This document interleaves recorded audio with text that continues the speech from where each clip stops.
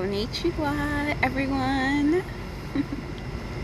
This is Stephanie,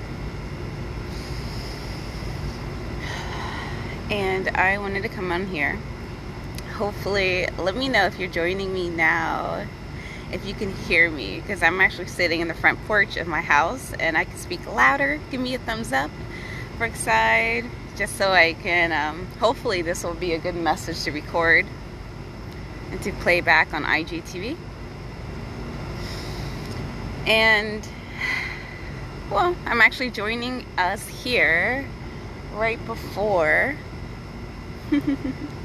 I go into to teach in about like an hour, teaching yoga movement. So I actually just got done practicing for my own self, and I'm over here in Maryland and just taking in this moment to enjoy nature. One of the members of the Oshun Collective, which is a collective of healers and beautiful souls that are creating, sharing their purpose or passion, said, like, pay attention. Like, you might be living the life you've been desiring. And, yesterday doing that live outside, walking around, and then just taking this moment of fresh air. I'm doing just that. I want to spend more time out in nature. I'm teaching morning yoga twice a week now, starting next week, outside in nature. And that's something I actually kind of envisioned for myself a while back. And so this is actually an extension of yesterday's message that I shared about prayer being so powerful. And my mentor actually said prayer is actually one of the most powerful forms of magic. And I love that. And so shout out to Stone Street Akashic. And this is the part 2. I spoke about yesterday how, like, when you tap in and hold on to a prayer, it's like holding that vibrational energy, that space, like a beautiful, strong, grounded crystal, a tree, whichever metaphor paints a picture for you. And you're reaching out your stems, your branches, your point, and you're firm and grounded in that prayer. Nothing, no wind, no rain will make you doubt that, right? Because you're holding that vibration true. And then you're lifting it up to your higher dimensional beings, spirit guides, angels. And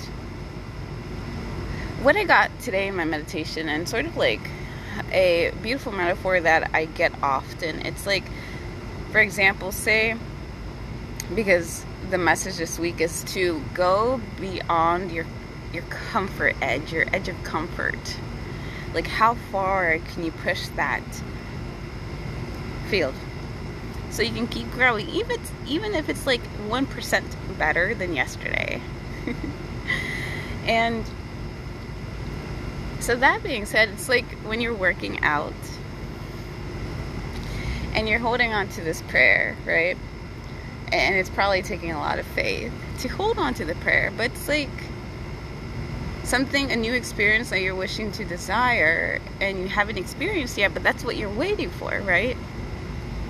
And so, like, when you've worked out for, say, 5 years and you cannot do that same routine over and over and over again and expect your body to keep changing, because your body becomes complacent. It's already used to the movements and now needs a challenge. It needs something to help expand and increase its load in terms of the weight or the speed of the movements, right?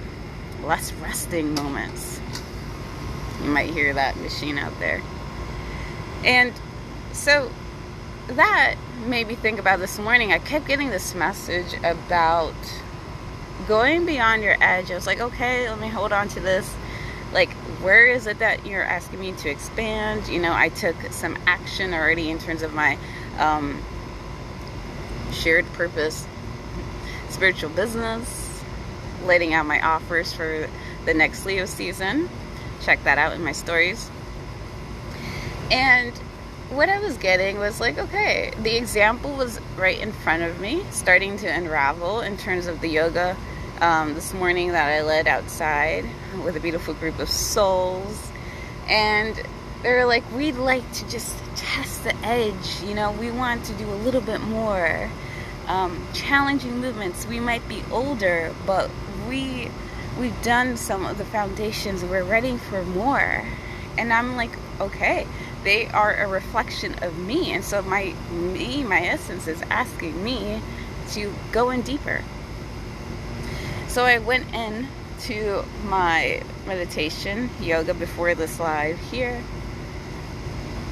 and you know, I'm still holding that thought, you know, where it is that I'm being guided to dive in even more.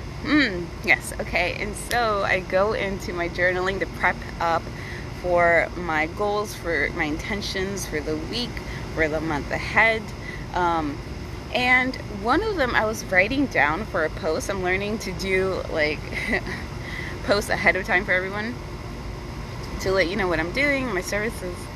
And it said right there, Divine Cosmic Messages Live.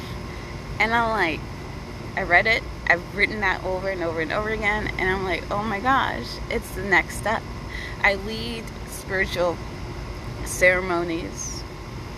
Right now we're doing a live one, and P.S., the one on Friday, it will be just shifted earlier to 7 a.m. Eastern Time, and then we'll start on Monday at 9 a.m. If in case we would need to shift that even more earlier, just comment down below. And I'm like, oh snap, I'm being the next step, the next edge for me is to show up on a live and ask you guys Q&A style, you know, any questions that you have, anything that you're asking for, and you want that guidance, that those messages from my own connection to higher source and my spirit team, ask them. And so I'm like, okay, so that's the message. And in the moment that was coming together and me understanding where that nudge was going towards, I had people, you know, I was communicating with, and they were like asking beautiful, wonderful questions, of which I wanted to come by and drop off for you guys. And so one of the questions asked was, do you ever feel, since you're, you know, you're really connected to your spirit guides and your spirit team, your higher self, do you ever feel like you are a little bit at an imbalance? Hey, Dan! This is a good question for you. Thanks for joining in. You know, do you ever feel like you are at a sort of imbalance between tapping into your higher self, the spirit realms, working with the energies, and then your physical body? Like there's a disconnect. And that was a question asked to me, and I thought that was a wonderful question, because yes, I felt like that for probably the past, when I first was beginning my journey, I didn't, like, I would spend so much time in meditation and prayer and tapping in to the spirit, into spirit, and communicating with them, that pretty much my whole day went by, and I didn't really get anything done that was on the schedule for my day-to-day routines. And I found out, maybe this is a good tip for you, is that, you know, if you think about your chakra system, we have the chakras that run starting from the heart space right here, a green beautiful aura, and then up the third chakra, your third eye, your crown chakra, right? These are upper chakras that are connected to the cosmic energies, spiritual realm, energetics. And when you go below, you have your core, that solar plexus, you have your belly button right below 2 inches, the navel is the sacral chakra, and then at your sit bones, The pelvic region, pelvic floor, is a root chakra. Those lower chakras below the heart are connected to your physical connection, your experience on this earth. And you have them down on a line on your spinal column, right? But in the energetics, for a reason, because you are spirit, and yet you live in this external 3D physical manifested realm in which we can actually feel the densities. We have an experience through the 5-6 senses plus, right? And spirit, my spirit team ended up telling me, you can't just spend your time meditating the rest of your life. You know, you have a purpose. You are meant to show up and shine your light. And the wisdom guidance that we tap into, this beautiful healing to know who we are at soul level, is meant to be expressed through us. And so that was from experience, and I shared with that with my beautiful soul, my beautiful soul friend, you know, that's perhaps what she was experiencing. You know, she needed to integrate both, because the wisdom guidance is meant to be used here, right, from above. And so that was a beautiful tip that I just wanted to leave you off with today. Another beautiful tip that I wanted to give to you is on the topic of creating with your spirit guides and source, however you resonate with. Set your intentions and hold them firm, because wherever you set your thoughts, your emotions, your focus, it is where all that energy is going to be created and to manifest. And a beautiful example that came through while teaching this morning was this whole week I was getting this feedback from people I've worked with, and one of the major things which I found surprising for myself was they said about me is that I have a very calming energy. And I was like, oh, and that just kept resonating with me. So even in my practice this morning, even in my practice right before this next class, it's like they say when you have an instructor, you're instructing people, you're guiding people, you have an instructor voice. And I'm like, oh, I can bring my intention here is to draw out that essence of my connection to spirit, which is expressed as the form of high priestess. And so my me in sharing that with you is the moment you set your intention on something, you're able to co-create and tap into that energy.